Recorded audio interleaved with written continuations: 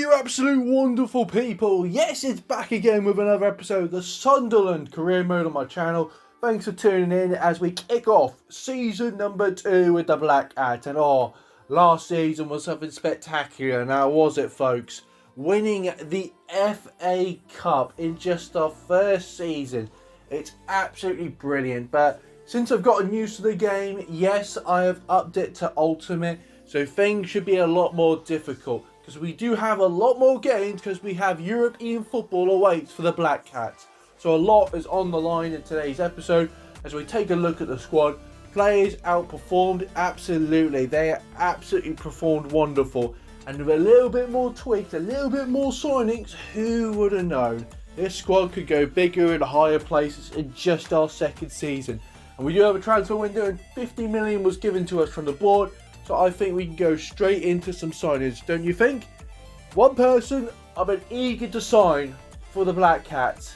It's a returning face. He's a fan favourite, let's just say that.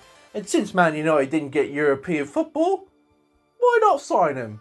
Yes, of course, Sunderland fans, you recognise him as Amad Diallo.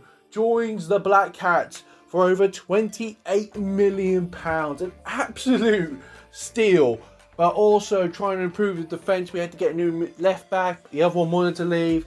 Alright, fair enough. So we spent £22 million on the Welshman on the left wing, Neco Williams from Nottingham Forest. So pretty much 90% of my budget was gone just like that. So selling players was absolutely necessary. As you can see some departures right here. And afterwards a little help from the free agents. Now, Sunderland have a strong bond with a certain country. You know it, I know it, it's Mexico. Don't ask me why. So I decided to sign a Mexican goalkeeper from the free agents. Raul Rangel joins the squad. And afterwards, my budget was still a bit low. So I have to go for, not the targets I wanted to, but second place. That's why Lucas Paqueta, proven Premier League midfielder, joins us for £15 million. I couldn't believe it when I saw the price. And finally, we had to get one last player. It was a loan with an option to buy at the end of the season. Of course, it's the young Brazilian playing over in Paris, Diallo. Now, that's the signings I've made to the squad. Yes, I'm actually quite happy with it because we've signed proven Premier League players with a little bit of mixture over here and there. And like I said, signing Amad Diallo was the #1 sign I wanted to make for Sunderland, as he was an absolute fan favourite when they were in the Championship with him. As well as that, other players joining the squad. I think we've got a good squad to go for Europe, as well as that improved from our Premier League season last year. What a way to throw this squad right in the deep end is the Community Shield, as we had Liverpool. Oh boy, a repeat of the FA Cup finals, especially here at Wembley. Liverpool are out for revenge, but we had the first chance. Amad Diallo absolutely smoked the room, just like he had a vape in his hand. Found one man, and that had to be the perfect man, Brian from close range. We opened the score up just like last time. There wasn't Amad who was having a shining debut over here. Lucas Paqueta had the vision to spot the Moroccan Tabby, not proving to be a one-signing flop over here.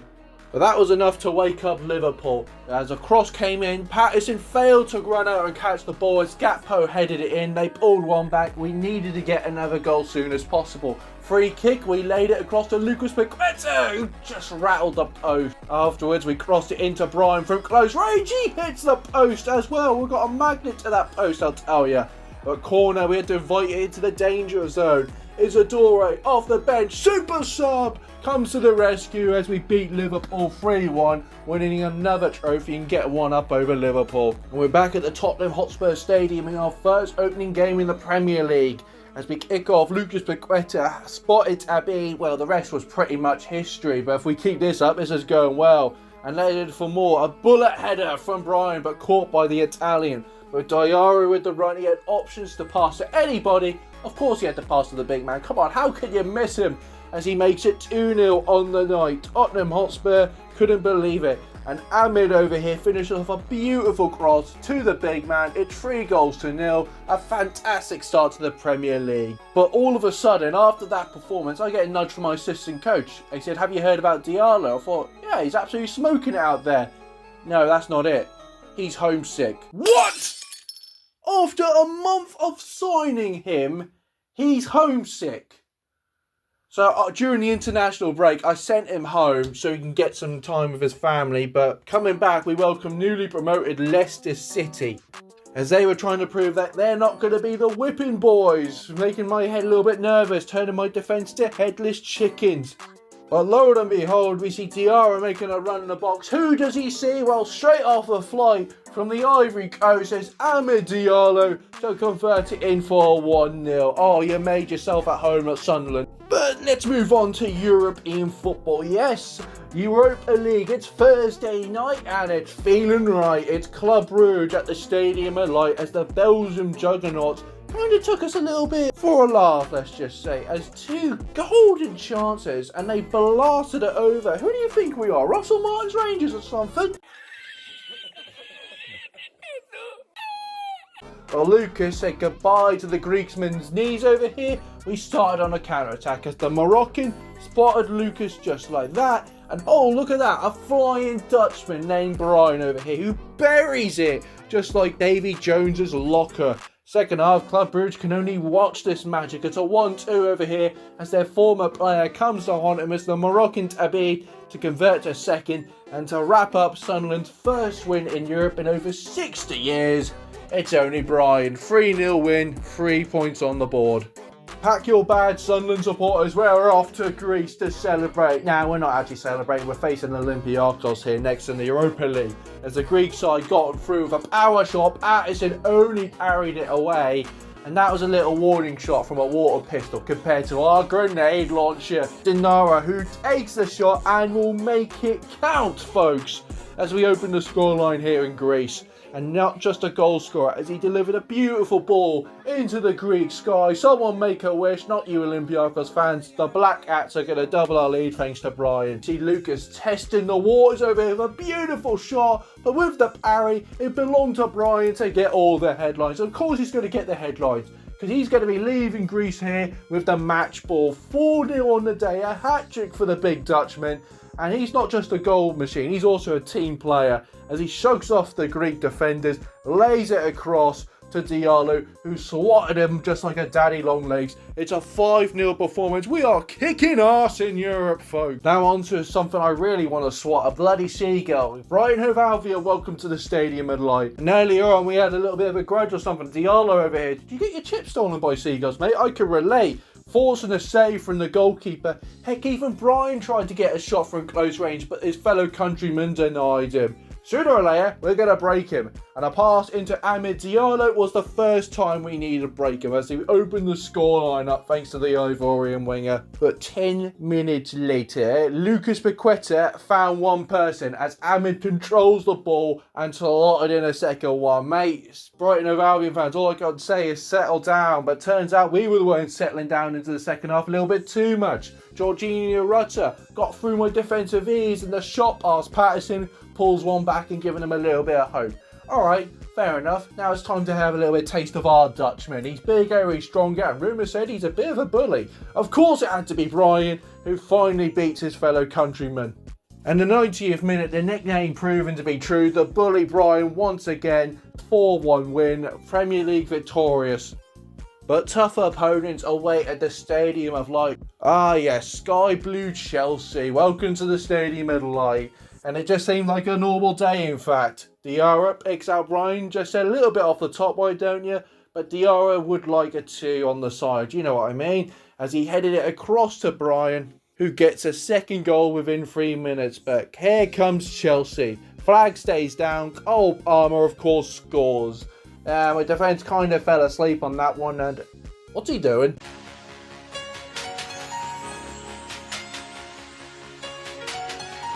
What makes it even worse is he's taunting in front of Brian. Oh God, did anybody tell him not to poke the bear, as they found out the hard way? Of course Brian was through, and that's the hat-trick just like that. But that was just the easy way, as here he comes again. It's a cross in the box, Brian heads it, it's 4-1. Man, the match goes to him and Philippe Jorgensen, Chelsea's goalkeeper. The amount of times he had to pick the ball up at the back of the net. As Brian was through once again. Last year we were all laughing. Now he's asking a simple question. Who's laughing now? You all laughed at me. Well, I have to say, You're not laughing now, are you? So today's live game, I was looking through my Europa League teams who I've got in my upcoming fixtures, and I thought FC Porto would be the one. Proven Champions League winners, probably Portugal's best team, up there with Sporting and Benfica. So I thought, why not? If we can get the win over these teams, I think we can go all the way in the Europa League. So we're coming out here, Stadium of Light is absolutely rocking, we're absolutely kicking arse in Europe. Can we continue that good momentum against FC Porto? I bloody hope so. Come on, you Black Cats. Ball played across to the Porto attacker, into the winger, fullback is completely lost. We're trying to close them down right here, but the passing is too good. Gonna get the shot deflected, but straight in Patterson's arms like a baby. Into the Porto defenders again, or midfielders I should say, as they're pushing up big time. Onto the winger, Pepe. Come on, closing down. That's a failed closure, to be honest with you. It's into the striker. Oh! I don't know if that was missed or saved, but I'll tell you what, missed or you can see him now. He's a little bit nervous, a little bit of sweat off his brow. That was really close. Corner comes in, it's headed back into the Porto. They're darting around, but Patterson with his feet managed to save that one at least. Closing them down again. Come on, this is not been the good first half performance I wanted. Has managed to get an interception here. We're going to break right here. Amad Diallo gets room, plays across to Diarra. Diarra sprinting it for her. He sees options, especially on the wing, especially to Diarra. Into Brian, open space all the time. And against the run of play, Brian, the Flying Dutchman, scores for Sunderland, giving the Black Cats a lead. Counter-attack once again as Lucas Paqueta plays it back to Xhaka. Xhaka into Brian. Brian's not in the open space he needs, but he sees options, especially that one right here to Lucas. Let's head it up in the air. Granit Xhaka controls it. Back to Diarra. Diarra to Granit Xhaka. Through balls it to Lucas Paqueta. All the time in the world. And the Brazilian pokes it home for Sunderland's second goal. And it's a super kick. Oh, I have to do it every time, but you know what? 2-0 lead. We've turned this game completely upside down. Porto looking to strike, especially before half-time, doing 2 goals down. Cross into the box. It's headed away. Now Diarra spots time for Lucas Paqueta.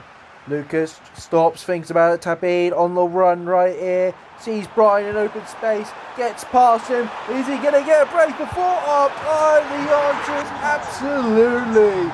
Brian taking control right here. It's 3-0.